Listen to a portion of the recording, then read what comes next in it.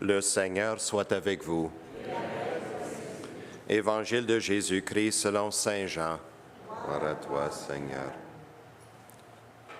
Dieu a tellement aimé le monde qu'il a donné son Fils unique, afin que quiconque croit en lui ne se perde pas, mais obtienne la vie éternelle. Car Dieu a envoyé son Fils dans le monde, non pas pour juger le monde, mais pour que, par lui, le monde soit sauvé.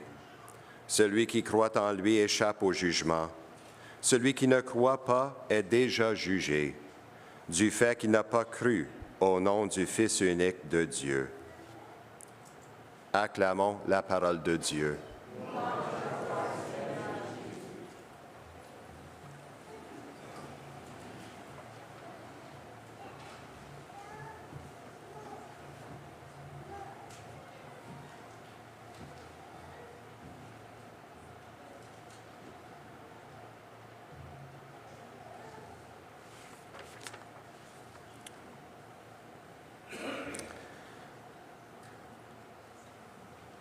La croyance en la Sainte Trinité est la base, fondation et cœur de notre foi chrétienne. La croyance en un seul Dieu, en trois personnes distinctes, Père, Fils et Esprit Saint. Mais comment est-ce que nous pouvons vivre cette croyance en pratique dans notre vie quotidienne? Qu'est-ce que ça a l'air vivre d'une façon trinitaire dans notre vie de foi et notre vie ordinaire? Petite histoire qui raconte comment ceci est possible. Il y avait aux États-Unis, il y a quelques années passées, un groupe de mamans qui se rencontraient à 11 heures le matin tous les mercredis pour un partage biblique, en partageant l'Évangile du dimanche prochain et avoir un partage entre elles comme maman lorsque leurs jeunes enfants jouaient dans un petit coin de leur salon. Puis ils choisissaient une maison différente chaque semaine pour avoir ce genre de partage. Mais à un moment donné, l'une de ces mamans-là a reconnu que de plus en plus dans leur paroisse, le dimanche, qu'elle rencontrait des mamans colombiennes, des mamans avec des jeunes enfants de la Colombie en Amérique du Sud. Il y avait de plus en plus de latins qui demeuraient dans le quartier et ils ont commencé à fréquenter la paroisse.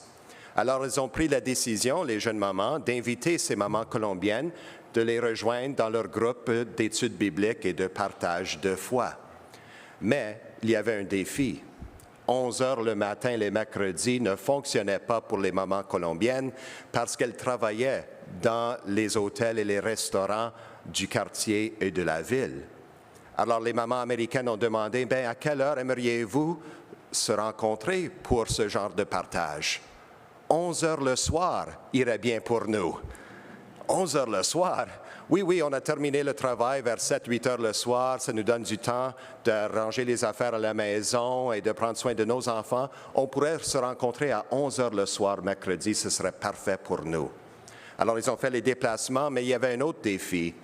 Le quartier où demeuraient ces jeunes mamans colombiennes était un quartier dangereux et rempli de crimes les nuits.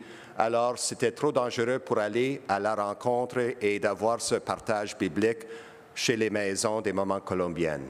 Alors, ils ont demandé le prêtre de la paroisse s'il pourrait ouvrir l'église à 11 heures le soir, le mercredi, pour avoir l'entretien, le partage dans la salle paroissiale.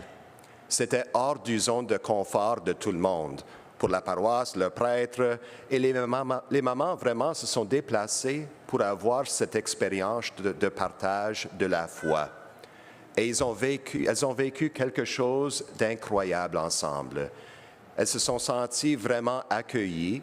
Les mamans américaines ont appris beaucoup des mamans colombiennes et vice-versa.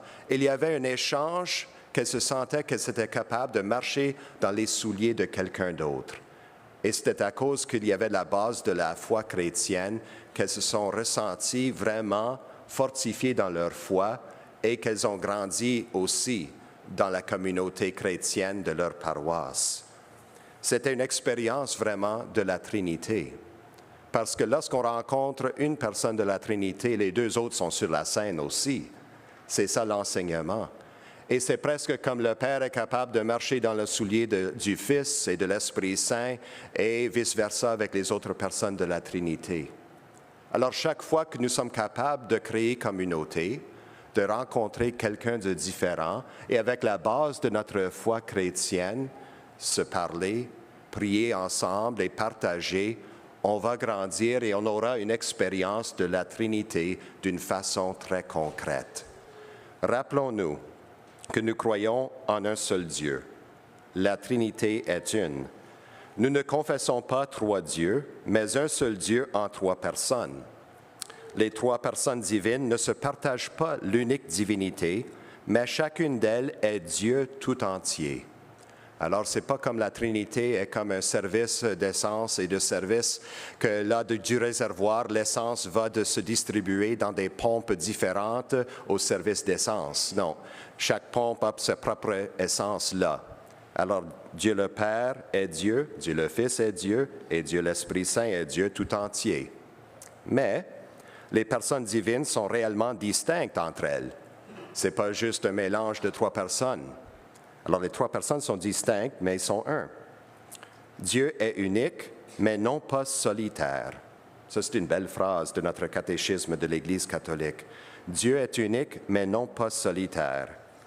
Et les personnes divines sont relatives les uns les autres et ne brisent jamais cette unité à cause de leur diversité et distinction de personnes. Alors, à cause de cette unité en un seul Dieu, en trois personnes, le Père est tout entier dans le Fils, tout entier dans le Saint-Esprit. Le Fils est tout entier dans le Père et tout entier dans le Saint-Esprit. Le Saint-Esprit tout entier dans le Père et tout entier dans le Fils. Avez-vous maintenant un mal de tête? En essayant de comprendre ce grand mystère de la Trinité, ce n'est pas une casse-tête, ce n'est pas là pour casser notre tête. Le mystère de notre foi, de la Trinité, n'est pas une casse-tête à résoudre, mais lorsque nous invoquons le mot mystère, ça veut dire quelque chose que nous allons explorer toute notre vie. C'est comme d'aller nager dans l'océan. On n'est pas capable d'explorer tous les endroits de l'océan dans un seul coup. Ça prend une éternité. Même chose avec la Sainte Trinité. Mais cet enseignement-là, que le Père est tout entier dans le Fils et tout entier dans le Saint-Esprit, et cela, ça va pour chaque personne de la Trinité, veut dire que notre relation avec les uns les autres est toujours une expérience de la Trinité. C'est l'expérience que nous allons vivre ensemble ici, en accueillant deux nouveaux enfants dans la famille de Dieu par le baptême.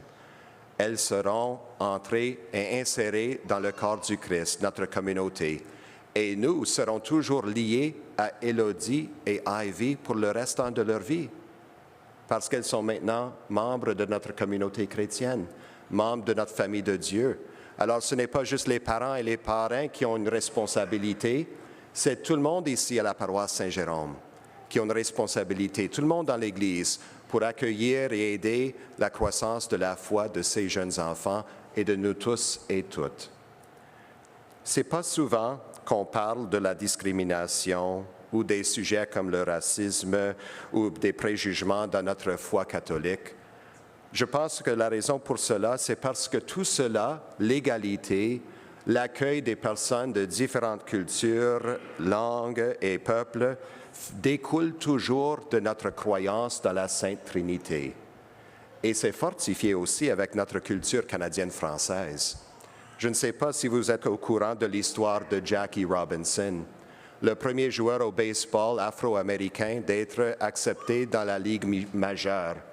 La raison pour laquelle il a été accepté, selon lui, dans son témoignage, c'est à cause qu'il a vécu avec des Canadiens français à Montréal, dans les ligues mineures, pour l'équipe des Royals de Montréal en 1946.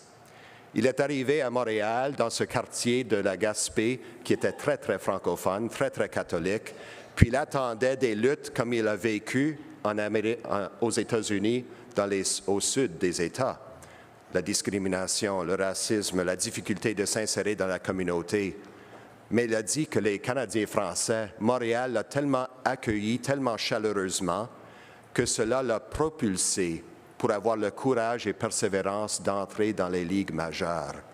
Qu'il y avait quelque chose dans ces paroisses de Montréal, dans ces quartiers, dans la culture canadienne-française, qui était très, très fortement catholique à l'époque, et avec l'exemple des saints et des saintes et l'enseignement de la Trinité qui a aidé les personnes de ce quartier-là d'accueillir une famille différente des leurs et les aider, les encourager et les propulser dans leur carrière et dans leur avenir. Notre famille ici, à la communauté Saint-Jérôme et dans notre famille de paroisse, s'évolue et change rapidement. Et cela est un bon signe.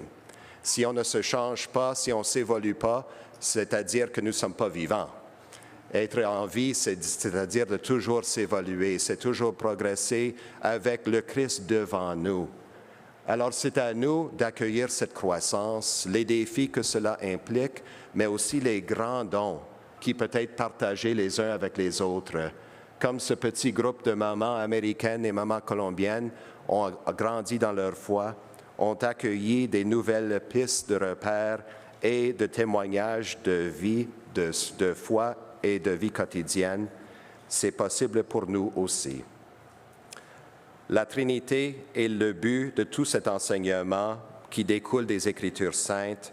C'est pour nous aider à comprendre que Dieu est amour. Et nous sommes créés pour de tel amour, créés dans l'image et la ressemblance de Dieu. Dieu n'est pas seulement aimant, il est amour lui-même, Père, Fils et Esprit Saint. Car Dieu a tellement aimé le monde qu'il a donné son Fils unique, afin que quiconque croit en lui ne se perde pas, mais obtienne la vie éternelle. Alors un défi aujourd'hui et les dimanches à suivre, c'est d'essayer en sortant de la messe, surtout lorsqu'il fait beau maintenant, on a le beau parvis ici à Saint-Jérôme. Je vous lance le défi, et pour moi-même aussi, d'essayer de rencontrer quelqu'un de nouveau chaque dimanche à la messe. La communauté chrétienne ne se forme plus automatiquement comme ça le faisait auparavant, lorsque tout le monde demeurait dans le même quartier, tout le monde se connaissait les uns les autres. Maintenant, dans nos jours, il faut former et bâtir la communauté à l'image et la ressemblance de la Trinité. Alors, lançons ce défi les uns les autres pour l'amitié, pour bâtir la communauté et rencontrer une famille ou quelqu'un de nouveau chaque dimanche. Ça va nous aider aussi à grandir dans notre foi et grandir dans l'amour. Et je sais que nous sommes tous et toutes capables de le faire.